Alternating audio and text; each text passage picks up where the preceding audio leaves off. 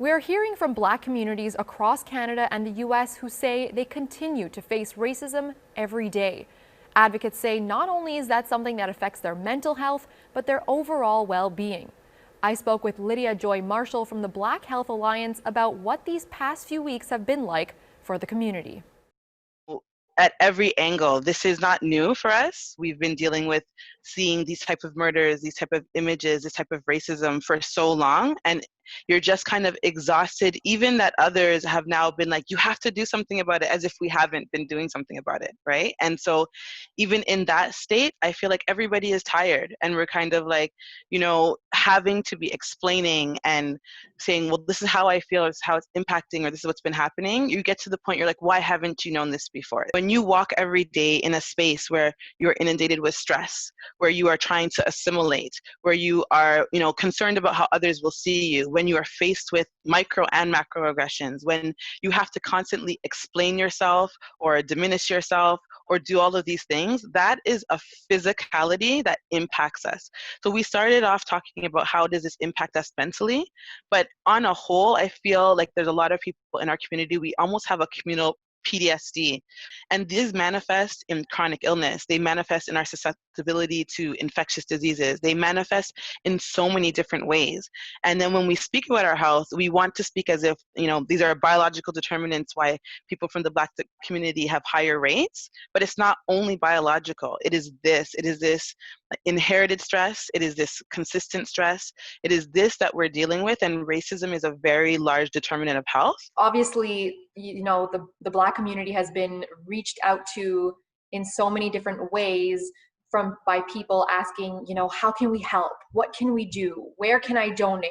How do I become an ally of the Black community? Like you said, there's this exhaustion. I think the best way to relate it to is you wouldn't go to a funeral and go to the loved ones and right there be like, okay, well, now tell me what to do. I know you're grieving, but this is making me uncomfortable. So can you tell me how to make myself feel more uncomfortable, less uncomfortable? That's how it feels. It feels like, let me mourn, let me process this. This is difficult for me, and this might be shocking for you, but I'm actually going through this. And it's not that we can't appreciate that, even if it is just now coming to light that someone is feeling or want to have an allyship, but be aware of what you're asking. And when you come to offer something, be concrete about it. I don't want to also have to come up with a solution for you. I'm feeling this way. I'm already grieving. And now I have to make a 10-point plan for you also of how to help me. How about you present to me something concrete and I can say, yes, that helps, or no, it does not, or this is where these resources can go, or this otherwise. Be specific, because that exhaustion of I have to think for myself and think for you, it's not reasonable. There is a lot of discomfort in having these conversations for some people. A lot of people don't know what to say. They don't want to say the wrong things or come off as ignorant. They want to help, but simply they don't know where to start.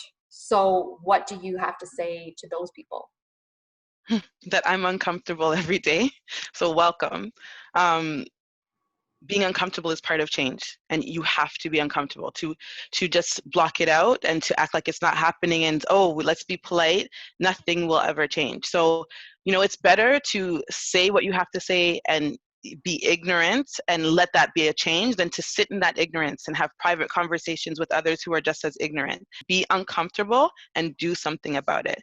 Like, that's the whole point, is for you to not sit in your discomfort and your ignorance and what has been done before, so that we can use this time to push everything further and better.